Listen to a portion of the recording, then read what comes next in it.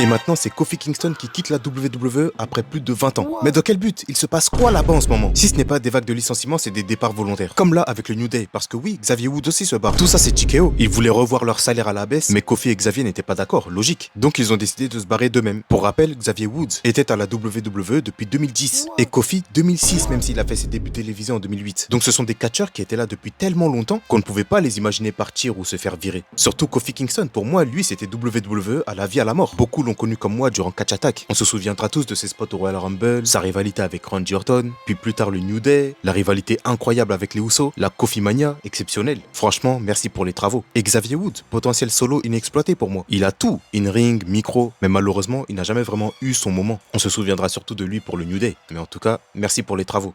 À part eux, il y a aussi Jesse Mateo et Tonga Loa de MFT. Eux, pour le coup, ils se sont vraiment fait virer. Force, j'avoue que les botches de Tonga Loa vont me manquer. Le mec a botché jusqu'au bout, de ses débuts à sa dernière apparition. Non, franchement, merci pour les travaux, mec. On s'en souviendra. Il y a même des rumeurs pour Roman Reigns. Hein. Mais non,